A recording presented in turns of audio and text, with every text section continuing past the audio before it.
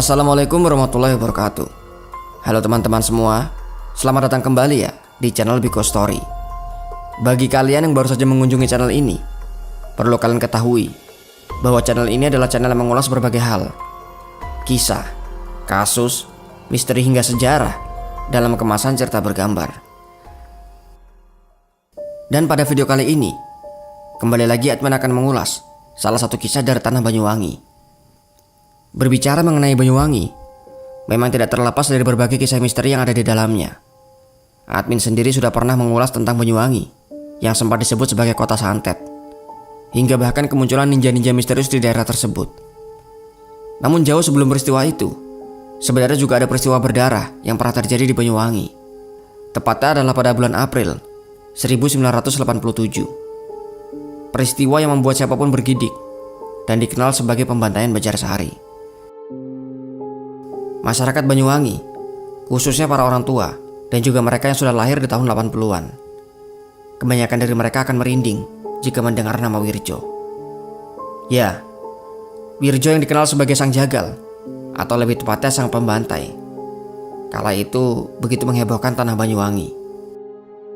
Namun sebelum menceritakan apa yang sudah dilakukannya hingga ia menjadi begitu terkenal, terlebih dahulu admin akan sedikit mengulas tentang bagaimana kisah dari kehidupannya. Sebenarnya tidak banyak kisah yang menceritakan kisah masa kecil dari Wirjo itu sendiri. Namun yang pasti, Wirjo dikenal sebagai sosok yang sangat temperamen. Ia sangat mudah tersinggung dan juga marah-marah kepada siapapun. Dari keluarganya, Wirjo merupakan anak kelima dari 9 bersaudara. Masyarakat mengenal Wirjo sebagai sosok yang aneh dan juga temperamental. Sedikit saja ada masalah, maka ia akan langsung mengamuk dan tidak jarang mengeluarkan senjata tajam. Wirjo dikatakan aneh karena perilakunya tidak seperti orang pada umumnya. Pernah suatu ketika ia memasak nasi sebanyak 5 kilo. Dengan sebotol minyak goreng ia kemudian memasak semua nasi itu hingga semuanya menjadi nasi goreng, yang tentu jumlah seperti itu bisa dimakan oleh banyak orang. Namun yang sangat mengherankan, semua nasi itu dimakan sendiri sampai habis. Sampai akhirnya ia tidak lagi mampu untuk berjalan karena kekenyangan. Dan untuk mengatasi itu, ia kemudian berusaha setengah mati pergi ke sungai untuk berendam. Wirjo mengatakan bahwa dengan berendam, maka rasa kenyangnya kemudian akan hilang. Perilaku seperti itu jelas sangat aneh di mata masyarakat. Pernah juga suatu ketika Wirjo makan dengan pamannya di sebuah warung. Warung itu terletak di sekitar Simpang 5, atau kerap disebut masyarakat sebagai Perliman. Pemilik warung saat itu heran bukan main. Bahkan ia takut jika seandainya Wirjo tidak sanggup untuk membayar. Bagaimana tidak? Wirjo memakan sampai dengan 5 piring dengan lahap, tanpa ada tanda-tanda bahwa ia akan kenyang. Ia juga masih minta 1 piring makanan dedeh, yaitu darah sapi beku yang dimasak. Makanan dari darah sapi itu bahkan seolah menambah nafsu makannya semakin menjadi-jadi. Pamannya hanya bisa mengelus dada saat melihat ia makan seperti itu. Dan di saat seperti itu, lebih baik jangan ditanya masalah pembayaran makanan. Pasalnya, Wirjo paling mudah tersinggung jika ada yang menanyakan masalah uang ataupun masalah-masalah yang terkait dengan harta.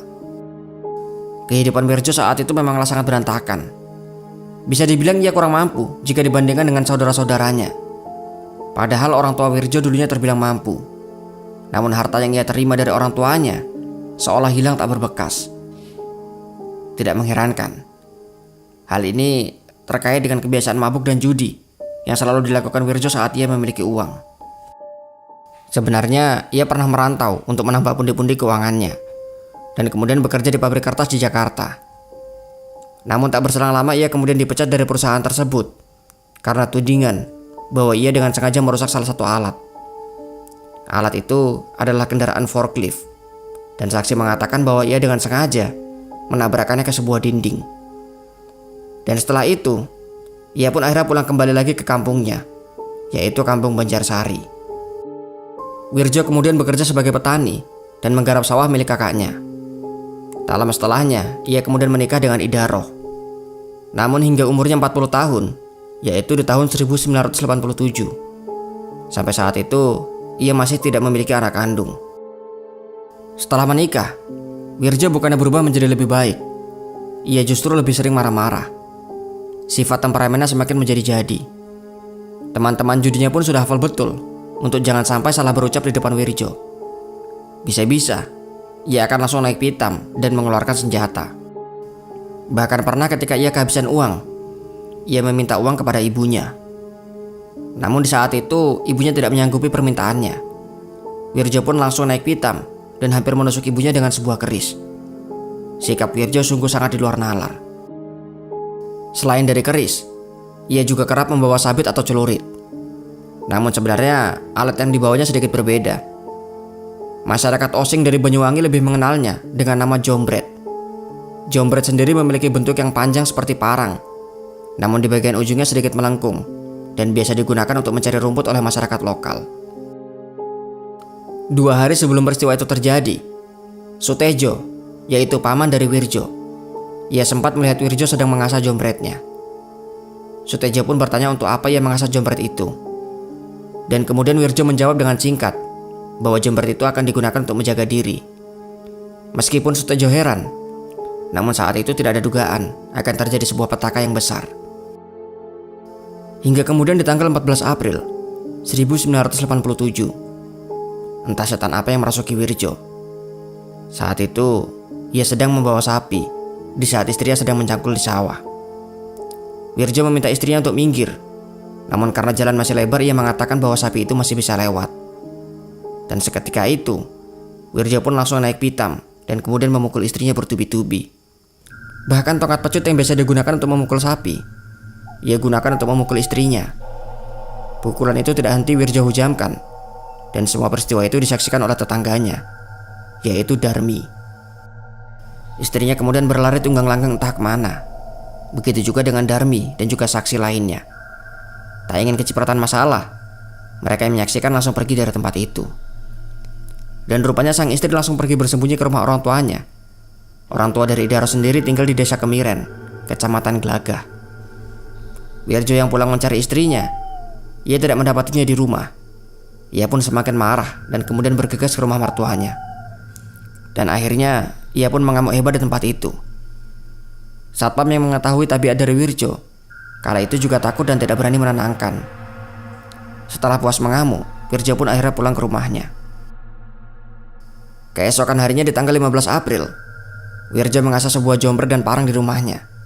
Sambil sesekali Wirjo mengamati anak angkatnya, yaitu Reni yang masih berusia 4 tahun. Dan saat itu sedang bermain dengan teman yang bernama Arbaya. Entah apa yang dipikirkan oleh Wirjo, tiba-tiba ia langsung menghampiri mereka berdua dan kemudian mengayunkan jombretnya ke arah Reni, yang tak lain adalah anak angkatnya sendiri. Namun Reni berhasil mengelak dan sabetan itu meleset. Reni pun langsung berlari kabur dari tempat itu. Namun naas bagi Arbaya, Wirjo langsung mengayunkan jombretnya dan tepat mengenai lehernya. Gadis kecil itu pun tewas seketika dengan leher yang nyaris putus. Tak pikir panjang, ia kemudian langsung menyambangi tetangganya. Namun ia masuk dari pintu dapur dan kemudian bertemu dengan istri dari Maskur, yang pada saat itu istri Maskur sedang memasak nasi. Dengan cepat Wirjo pun langsung maju dan menebas lehernya. Perempuan itu pun terkapar tanpa sempat melakukan perlawanan. Maskur yang melihat istrinya tersungkur, ia pun langsung maju dan menolong. Ia juga menyerang Wirjo. Namun Maskur yang sudah berumur 80 tahun tidak memberikan perlawanan yang berarti. Dengan cepat Wirjo berhasil melumpuhkannya, dan lagi-lagi sabetan dari jombretnya tepat mengenai batang leher dari Maskur. Dan setelah dari rumah Maskur, Wirjo langsung menebar teror kepada siapa saja yang ditemuinya. Layaknya orang kesurupan, ia pun berteriak dan berlari ke arah sawah. Orang-orang yang melihatnya masih belum tahu apa yang akan dilakukan. Begitu juga dengan orang-orang di sawah, yang kala itu masih terpaku diam. Wirjo kemudian langsung menyabatkan jombretnya kepada siapa saja yang bisa dijangkaunya. Beberapa orang tersungkur di sawah, namun yang lainnya juga banyak yang selamat. Mereka berteriak memberitahu warga, dan desa pun langsung menjadi gempar. Para lelaki kemudian beramai-ramai mencari Wirjo untuk menangkapnya. Namun yang mereka temukan hanyalah mayat dari para korban. Banyak korban yang sudah tumbang di sawah. Salah satunya adalah Bu Isa, yang saat itu sedang membersihkan rumput. Ia sudah terkapar kaku di pematang sawah. Saksi lain mengatakan bahwa mereka melihat Wirjo sedang mengacungkan jombret dan berjalan ke arah barat. Dan disitulah ia kemudian bertemu dengan Istiana. pelajar SMP yang masih berumur 15 tahun.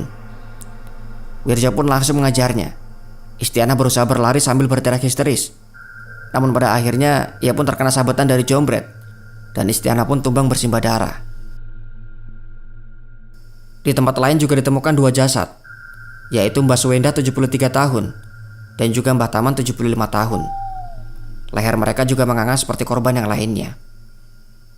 Hingga kemudian salah satu anggota Kamra, yaitu Keamanan Rakyat, berpapasan dengan Wirjo di sebuah jalan.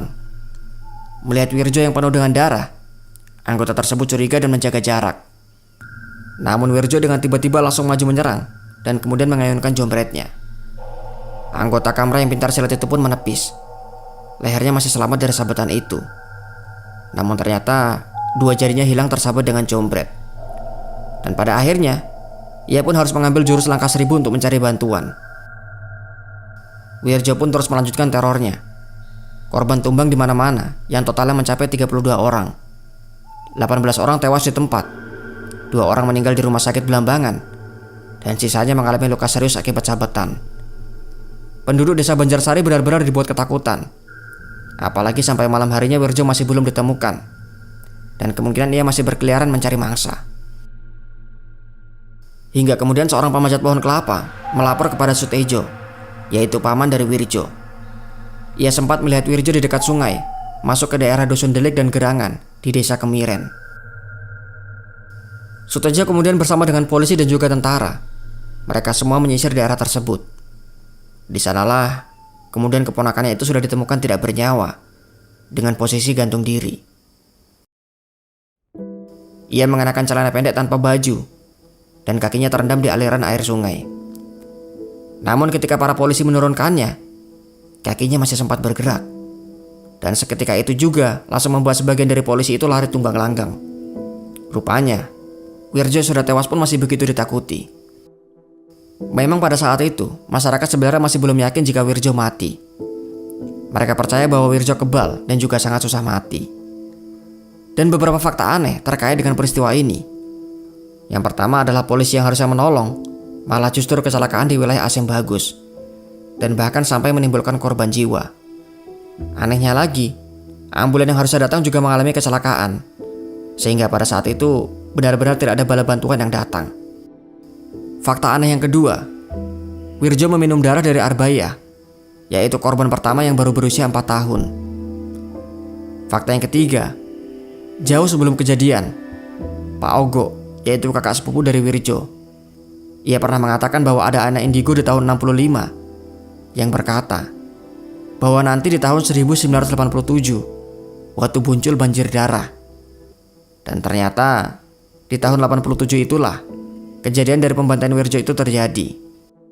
Dan fakta yang terakhir, saksi dari sanak famili mengatakan bahwa Wirjo puasa selama 40 hari sebelum akhirnya melakukan perbuatan sadis itu. Itulah kisah dari Wirjo. Jika kalian memiliki informasi lain atau ada yang salah dalam video ini, silahkan tuangkan pendapat kalian dalam kolom komentar di bawah. Sampai jumpa kembali di video selanjutnya. Wassalamualaikum warahmatullahi wabarakatuh.